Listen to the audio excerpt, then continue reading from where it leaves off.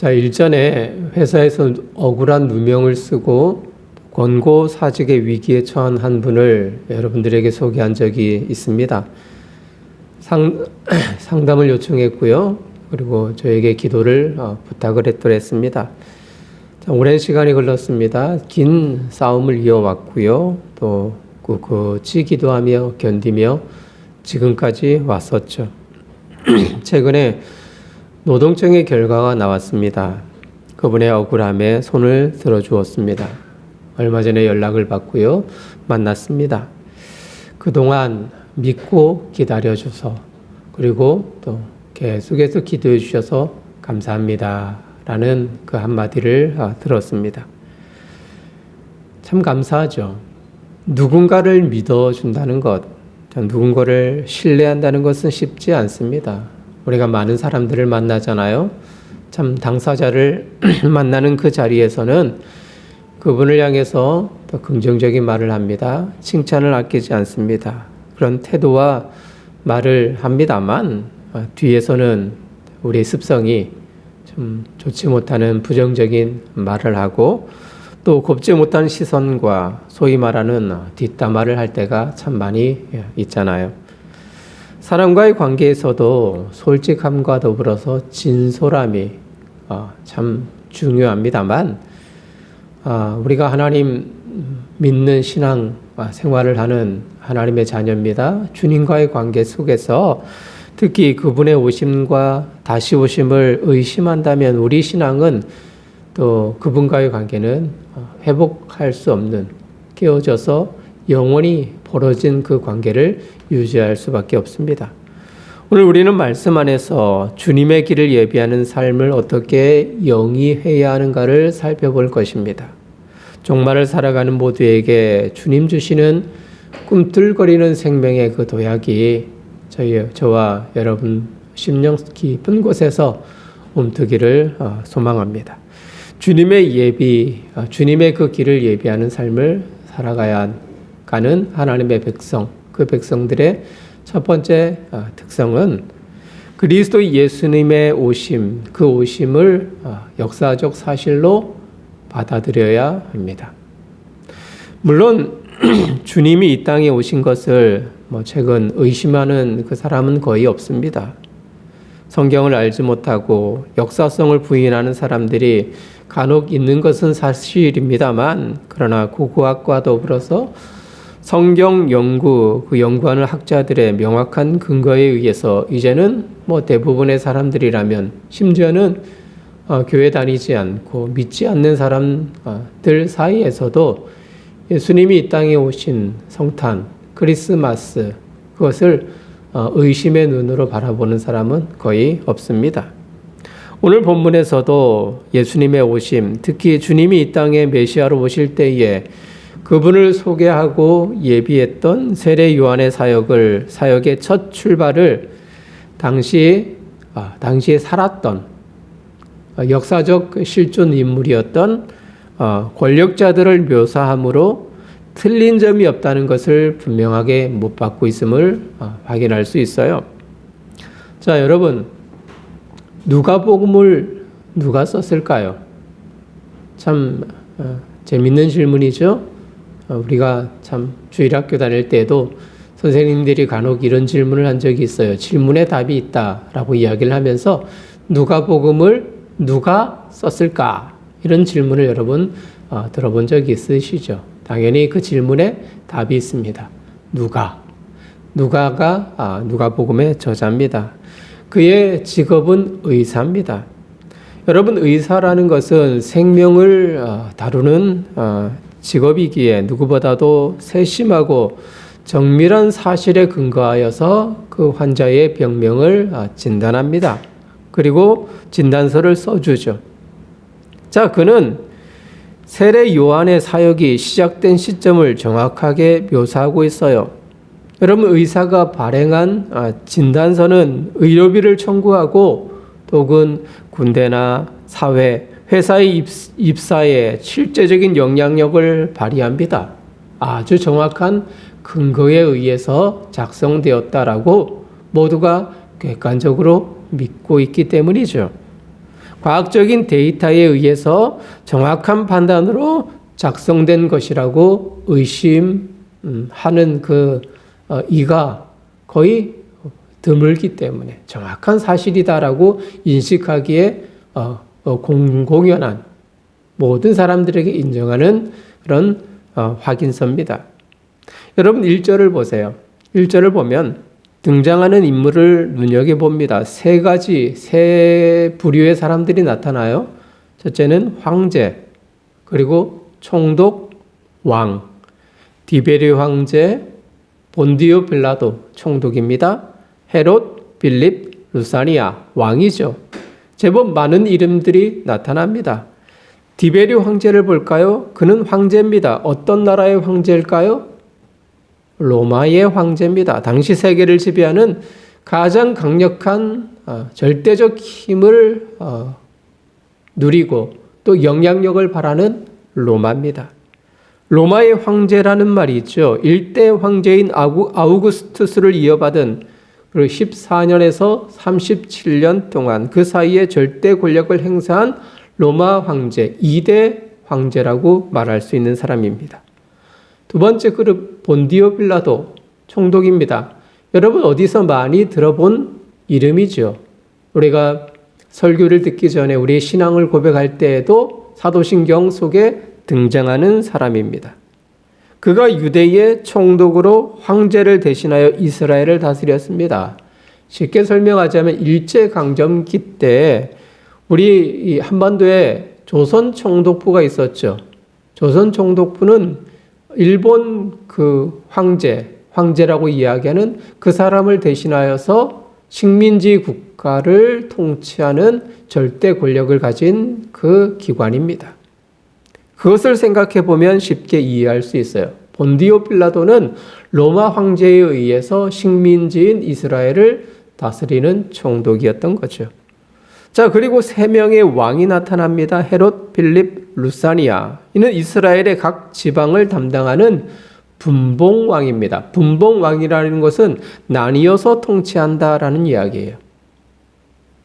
경상도, 전라도, 경기도 각 지역에 각 이스라엘의 3명의 왕들을 세워서 명목상의 왕이겠죠. 이스라엘의 왕들, 그 왕들이 있는 거죠. 일제강점기 때의 마지막 왕인 순종이 있었듯이요. 그리고 이것이 전부가 아니라 2절에도 보면 이제는 종교를 책임졌던 대제사장의 이름도 나타나요. 안나스, 그리고 또 한 사람은 가야바죠. 이렇게 많은 등장인물을 소개하는 이유를 여러분 이해했으리라 생각을 합니다.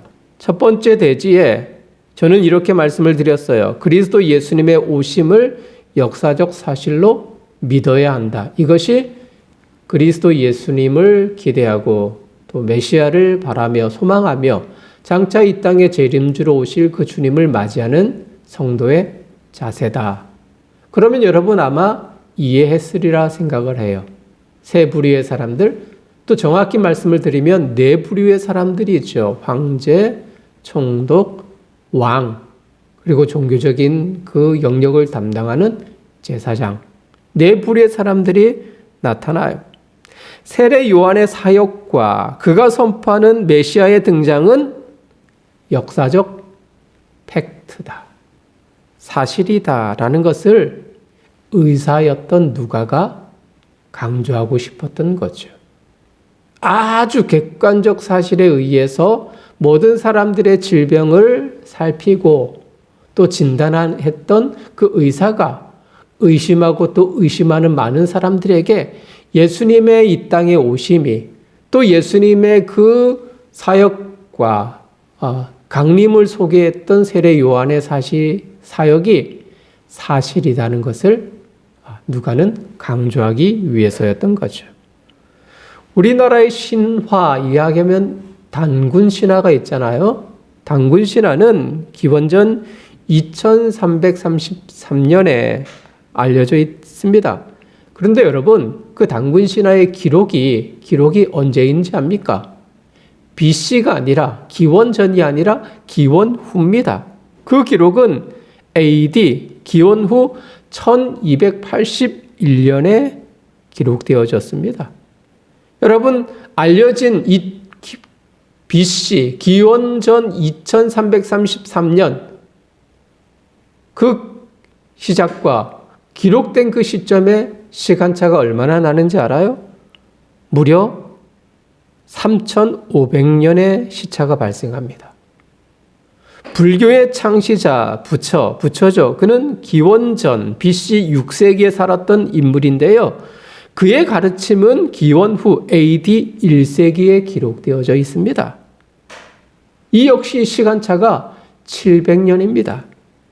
이슬람교 무함마드, 그가 죽은 이후 200년 이후에 그의 그런 사실들이 묘사되고 있습니다. 반면 예수님의 생애와 가르침을 기록한 사복음서는 예수님의 죽음과 부활 이후 불과 10여 년, 많게는 30년, 그 기간뿐이 차이가 나지 않아요. 다른 역사적 인물들은 무려 몇백 년, 몇천 년, 그렇게 기간차가 난다는 것은 상상력이 그 안에 많이 가미되었다는 것을 우리가 생각할 수 있습니다만, 예수님의 사역과 예수님의 부활 그리고 승천 이후에 사복음서가 기록된 그 기간은, 그 시간차는 매우 짧아요. 짧다는 이야기는 그 묘사하고 기록되는 그 모든 기록의 내용들이 사실에 근거한다 라는 것을 우리가 이해할 수 있는 것입니다. 결국 세상의 그 어떤 종교들보다 짧은 구전 전승 기간을 갖고 있기에 탁월한 역사성을 가지고 있습니다. 진실, 사실성에 기초했다 말할 수 있겠죠. 성경뿐만 아니라 예수님의 이야기는 많은 역사가 타키투스 혹은 요세푸스에 의해서 기록되고 있어요. 그리스 예수님의 오심과 그분의 이야기는 역사적 사실이다 라는 것을 우리가 느낄 수 있고요. 우리 마음에 신뢰할 수 있는 것입니다. 자, 이때 네 부류의 사람, 역사적 인물들을 소개하는 그때에 하나님의 말씀이 빈들에서 요한에게 임했다 말하죠. 하나님의 말씀이 빈들에서 사가랴의 아들 요한에게 임한지라. 하나님의 영이 임했습니다. 빈들에서 아무것도 없는 공무원들입니다. 왕궁에서 일하는 최고의 관료에게 임한 것이 아니에요. 로마의 황제에게 이스라엘을 대신하여 이스라엘을 통치하는, 로마의 황제를 대신하여 통치하는 총독에게 임한 것이 아닙니다. 허수아비 왕들에게도 종교의 가장 최우선인 대제사장의 하나님의 영이 임한 것이 아닙니다. 빈들이지만 아무것도 없는 공허한 그런 황량한 그곳이지만 하나님의 영광을 위해서 기도하고 준비했던 하나님의 선지자 요한에게 하나님의 영이 임했습니다. 지금 이스라엘 상황과 매우 흡사하다라는 생각을 여러분 갖죠. 하나님의 영광이 사라졌어요. 나라를 빼앗긴 상황은 여전합니다. 가장 강력한 로마가 지금 모든 실권을 장악하고 있는 상황이거든요. 가난한 사람들은 계속해서 늘어나고요. 억울한 사람들, 로마의 그런 순종하고 또 로마에 충성하는 사람 일부만이 그 특권을 유지하는 시대의 분위기입니다. 이럴 때 빈들, 아무것도 없는 곳에서 하나님의 영의 이끌림을 받는 그들의 백성들을 향해서 세례 요한은 회개를 촉구했어요. 여러분, 지금 우리의 삶의 현장과 똑같죠. 빈들과 같은 삶을 우리는 걸어가요. 많은 것이 있습니다. 누릴 것도 많이 있습니다. 그러나 제한적입니다. 외식을 혹은 마음껏 여행을, 문화적 혜택을 받을 것이 그리 많지는 않습니다. 그렇죠. 코로나 위기의 상황 속에서 모두가 숨죽여 살아갑니다. 또 그것이 해소가 된들 그런 평범한 삶을 이어가는 사람은 계속해서 좀 많은 힘든 여정 속에서 살아갈 수밖에 없을 거예요. 빈부의 격차는 계속해서 늘어날 것이고요. 또 기독교는 계속해서 탄압, 신앙을 간직하고 하나님 나라를 열망하며 살아가는 우리들은 계속해서 어려움 속에서 힘든 핍박의 여정 속에서 살아갈 거예요. 여러분, 그렇다고 예수님, 그리스도 예수님의 나심, 그것이 제한은 받지 않습니다. 그분이 이 땅에 오신 것을 거부할 수 없습니다. 왜요? 내 부류의 그런 사람들을 통해서 예수님이 이 땅에 오신 그것을 사실성이다, 진실하다, 그 누구도 의심할 수 없는 확고한 진리라는 것을 오늘 성경 저자는 우리들에게 이야기하고 있기 때문이지요. 이 땅에 오신 주님, 그 주님이 역사적 실존 인물이라면 이 땅에 다시 오실 그리스도 예수님의 재림 역시도 사실이라는 것을 우리가 의심하지 말아야 하는 거예요. 가장 암울할 때 소망과 위로 그리고 하나님의 다스림을 확인하고 모든 인류를 구원하기 위해 오신 주님은 지금 우리에게 위로의 주님임에 틀림이 없어요. 그분의 오심이 사실이고 장차 재림의 주님으로 이 땅에 오실 것을 확신하고 신뢰한다면 우리 심령에는 온기, 따뜻한 따스함이 넘칠 줄 믿습니다. 주님의 오심이 사실임을 여러분의 마음속에 간직하며 의심하지 않는 참 믿음으로 살아가는 주의 백성들 되시기를 주님의 이름으로 축복합니다. 두 번째, 주님의 오심을 기대하고 사모하는 이들의 삶은 어떤 곳이든 믿음으로 승리할 수 있습니다. 이 사실을 우리 마음속에 간직해야 하는 거예요. 자, 본문에서 저자인 누가는 광야에서 회개를 선포했어요. 그리고 세례를 베푼 요한의 사역에 큰 의미를 부여하고 있다는 것을 발견합니다. 특히 요한이 사역하는 그 장소가 어디인지를 여러분 유난히 살펴보기를 간절히 하기 시작했나요? 3절 보면은 요단강 근처다 소개하고 있죠. 자, 이곳은 남쪽으로 유대 땅, 유대 광야, 남쪽으로 이어지는 광야로 가는 관문입니다. 처음 시작이라는 이야기예요. 초입입니다. 이곳에서 그는 외쳤어요. 회개하라, 천국이 가까웠느니라.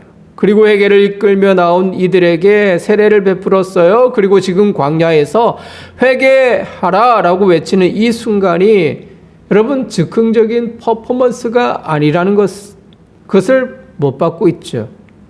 이스라엘 백성이라면 모두가 존중하고 신뢰한 선지자 이사야를 지금 세례 요한은 소환하고 있어요. 그가 예언했던 말씀을 인용하고 있는 거죠. 이사야는 과거 이스라엘 백성들이 바빌론에게 포로 나라를 잃어버렸을 때 그들에게 남은 이스라엘 백성들에게 장차 70년이 지나면 이 나라가 회복될 것이다. 포로에 잡혀갔던 우리의 동족들이 다시금 이 팔레스틴, 이스라엘 땅으로 돌아올 것이다 라고 예언을 했습니다. 그 회복은 땅의 회복만이 아니라 영적으로 부활의 영광으로 나타날 것을 이야기를 했습니다. 4절에 보면 이사야가 외친 소리를 보십시오. 광야에서 외치는 소리가 있어. 광야에서 외치는 소리가 있어. 이사야가 드러낸 광야. 광야에서 주님의 길을 예비하는 그 한 사람. 그 한 사람이 누구라고요? 바로 요한 자신이라는 이야기입니다. 장차 광야에서 외치는 소리가 있는데 그 사람의 외치는 소리를 잘 들어보아라. 그 사람이 외치는 그 소리가 진실이다. 그때가 되어지면 나라의 회복뿐만 아니라 이스라엘의 영적인 회복이 온 모든 인류의 그런 거룩한 하나님의 영광이 드러날 수 있는 그 길들이 열려질 것이라는 것을 이사야 선지자가 내다보았던 거죠. 여기에서도 광야라는 아주 중요한 메타포, 단어가 나타납니다. 은유적인 표현들이 나타나죠. 광야는 특이하다고 이야기를 드렸어요. 우리가 상상하는 광야는 외롭고 쓸쓸하고 황폐합니다. 그러나 이스라엘 유대 지역의 광야는 비가 내리면 달라지는 곳입니다. 다른 모습이 연출됩니다. 강줄기가 형성되고요. 마른 땅에 이상하게 아무것도 없는 것처럼 보이는데 그곳에서 풀이 자라기 시작합니다. 나무와 식물이 생기기 시작합니다. 그래서 광야는, 특별히 이스라엘의 그 남유대 광야는 하늘을 바라보게 만듭니다. 하늘을 의지해야 하고 그분의 다스림을 사모하는 것이 광야입니다. 그러면 하늘을 바라보고 희망을 잃지 아니하면 하나님이 열어가는 새로운 그 문명과 문화가 형성되는 곳이에요. 이런 광야에서 소리내어 울리는 메아리가 있었어요. 주님의 길을 예비하라. 그의 오실 길을 예비하라. 요한의 사역이 사람들이 많이 왕래하는 시장의 골목에서가 아닙니다. 큰 권세를 지닌 권력층을 향한 선언도 아니에요. 부유한 사람들이 아니라 비록 초라하여서 많은 것을 가지지 못했고 자신의 한계를 알고, 그렇지만 그분의 다스림과 은혜를 경험하기 위해서 광야로 나온 이스라엘 백성들을 향해서, 평범하게 살아가는 그들을 향한 외침이에요. 그들을 향해서 진짜 메시아가 누구인가를 세례 요한은 소개하고 있어요. 특히 이사야 선지자를 소환하면서 이사야 선지자가 바라본 그 메시아가 누구인가를 말하고 있는 겁니다. 그분이 오시면 어떤 일이 일어날 것인가를 또 분명하게 소개하죠. 5절 이하에 모든 골짜기가 메워집니다. 모든 산이 낮아집니다. 굽은 것은 곧아집니다. 험한 길이 평탄해집니다. 느끼는 마음이 어때요? 참 평온하다. 굽이굽이 흐르는 그 모든 것들이 다 온전해지고 모든 사람들이 뛰어놀 수 있고 함께할 수 있는 그 아름다운 그런 어쩌면 하나님의 나라가 형성되어진다는 선언이지 않습니까? 과거 이사야가 선언했던 그분의 오심을 인용하면서 이제는 마지막 선지자인 요한 그 자신이 바통을 이어받죠. 그 역시 똑같이 외치는 강렬한 하나는 마지막 모든 육체가 하나님의 구원하심을 보리라. 할렐루야. 모든 육체가 하나님의 구원하심을 보리라. 그분의 오심을 믿음으로 모셔드리면 모든 자연의 인생의 삶이 영적인 구원이 이루어질 것이라고 강력하게 선언하고 있어요.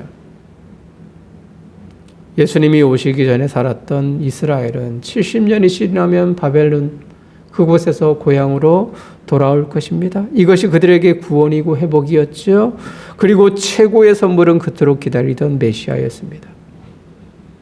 요한은 그분 그 주체가 바로 자신의 뒤에 오시는 구주 예수님이심을 핏대를 세워 말합니다.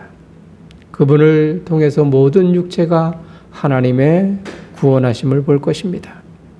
광야, 기대하고 바랄 것이 없는 곳입니다. 가장 암울하고 가장 초라한 곳입니다. 기대와 소망을 찾아볼 수 없는 곳입니다만 믿음을 잃지 않고 영적인 그 희열을 늘 간직하고 살아간다면 메시아를 분명히 인식하고 그분의 오심을 기대하고 사모하는 하나님의 백성들에게 하나님의 영광을 볼 수 있는 특별함이 있는 장소, 그것이 바로 광야였던 거죠. 사람마다 의미가 있는 곳이 있어요. 의미 있는 장소가 있고요. 의미 있는 사건이 있습니다. 아버지, 어머니의 기일이 되면, 특별히 아버지 기일이 되면 참 제 마음속에 나타나는 한 가지의 사건이 있어요.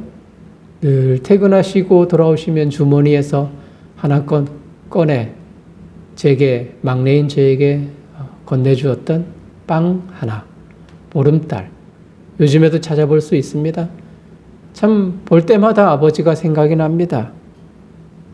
본인이 드셔야 하는 간식이지만 그러나 아들을 위해서 남겨두어 퇴근하시고 건네주었던, 그때는 아무런 의미와 그런 생각도 없었습니다만 지나온 성인이 되어서 생각해 보니까 그때 그것이 아버지의 정이었구나, 사랑이었구나라는 사실을 느낄 수가 있습니다.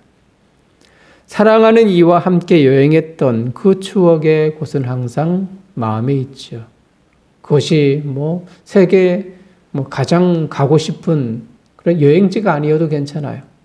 사랑하는 사람과 추억이 있는 그 장소는 가장 초라한 도시의 그런 외곽이라 할지라도 그것이 마음에 있습니다. 여러분, 천안 독립기념관 아시죠? 한국 사람이라면 특별히 의미 있는 곳입니다. 그런데 평상시에 가는 것과 3.1절 혹은 광복절에 갈 때에 남다른 특별함이 있는 장소죠.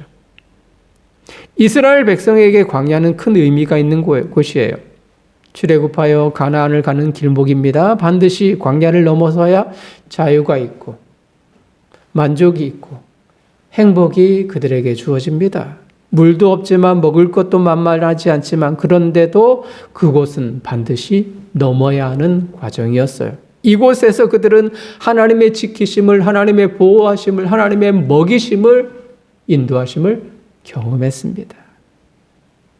예수님도 공생의 시작을 알리면서 어디로 나가셨나요? 광야로 나가셨습니다. 광야에서 40일을 금식하면서, 물론 시간적인 40일은 아니겠지요. 금식하시면서 사단의 시험을 받았습니다. 세 가지의 시험을 받았지만 예수님은 하나님의 말씀으로 사단을 쫓아내셨습니다. 굴복하지 않으셨어요. 여러분, 사도 바울 회개하여서 주 예수 그리스도를 구주로 영접을 했습니다. 그 이후에 그는 광야로 나아갔습니다. 광야에서 하나님을 경험했습니다. 하나님을 만났습니다. 그곳에서 3층천의 경험을 했고요. 드디어 하나님의 복음을 전하는 복음 사역자로 헌신했음을 우리는 봅니다. 광야, 막막하고 먼지가 흩날리는 곳이지만 뭔가 새로운 움직임이, 꿈틀거림이, 생명의 태동이 시작됨을 알리는 곳이에요. 빈약하고 허무한 인생을 걸어가는 기댈 것 없어 좌절과 절망으로 가득한 이스라엘에 임한 하나님의 말씀은 소망을 품게 했어요. 이제 과거 조상들의 죄를, 자신의 나약함을, 믿음 없음을 인정하며 광야에서 하나님의 영광을 보기 위해서 요한에게 세례를 받는 그들의 마음은 풍성했습니다. 광야는 의미가 있는 하나님을 보는 장소로 변하고 있는 거죠. 역사적 현장이 이제 영적인 장소로 변해가고 있는 겁니다. 여러분, 우리는 광야에 서 있어요. 광야의 한복판에 있습니다. 우리에게 광야란 주님의 영광을 마음에 모셔드리려는 우리의 그 믿음을 공격하는 여러 가지의 요소입니다. 어떤 사람에게는 물질이겠죠. 물질로 인해서 하나님을 예배하고 하나님 앞에 드려질 그 헌신, 그것을 가로막기도 합니다. 모든 것이 하나님으로부터 주어진 것인데도 불구하고 그것을 인정하지 못하고 내 삶이 팍팍하다고 하여서 인색해지는, 그것이 어쩌면 광야에서 주어지는 그들에게 있어 가장 큰 약점일 수도 있습니다. 어떤 이에게는 관계일 수도 있죠. 관계의 서먹함으로 인해서. 또 교회 안에서, 교회라는 것은 물론 하나로서 다 설명할 수는 없지만 여러 가지 요소가 있지만 가장 큰 것은 하나님을 경험하고 하나님 앞에 예배하는 그곳입니다만, 성도 안에 그런 관계의 어려움 때문에 교회를 떠나는 사람들도 참 많이 있어요. 믿음으로 극복할 수 있어야 하지만 그런 관계가 그들에게 있어서 광야의 한복판에 서 있는 시험거리일 수도 있겠죠. 어떤 이에게는 취미생활일 수도 있습니다. 취미생활이 너무나도 좋아서 정말 믿음의 그런 성장을 방해할 수도 있단 말이죠. 권력욕도 한몫합니다. 지금의 그런 정치인들을 보잖아요. 여러분, 주님이 오시면 세상에 우리 육신의 소욕은 의미가 없어요.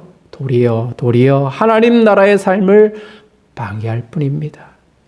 광야에서 필요한 것은 그분의 다스림입니다.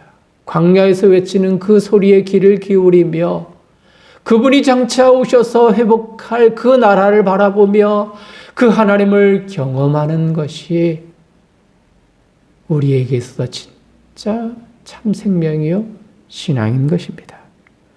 우리 신앙의 삶을 방해하는 광야의 유혹을 떨치고 믿음으로 그분을 마음으로 영접하는 것이 주님의 오심을 기대하고 사모하는 성도의 가장 바람직한 자세임을 잊지 않기를 주님의 이름으로 축복합니다.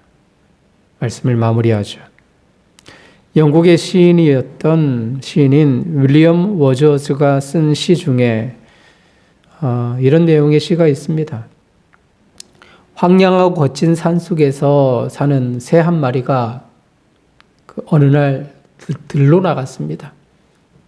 근데 들에 나갔다가 폭풍우를 만난 거예요. 센 바람이 이는. 그 새는 자기의 둥지를 떠나지 않기 위해서 발버둥 칩니다. 날갯짓을 강력하게 합니다. 바람을 거스리면서요. 왜? 둥지를 떠나면 죽을 것만 같았기 때문이죠. 그러나 안간힘을 썼지만 그것이 허사였습니다. 폭풍이 너무나도 거세서 이기지 못하고 그 반대 방향으로 몸이 쏠렸던 겁니다. 그래서 하는 수 없이 그 새는 폭풍이 부는 대로 자기의 몸을 맡기고 그 방향으로 날기 시작했습니다.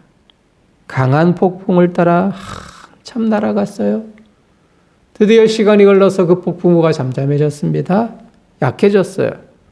그런데 그 새의 눈앞에는 푸른 초장이 펼쳐진 겁니다.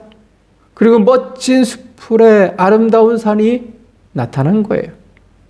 과거에 자기가 살던 아주 거친 그런 숲풀과는 전혀 비교가 되지 않는 아름다운 그곳이 눈에 들어온 것입니다. 하나의 시적인 내용이지만 의미가 있겠죠.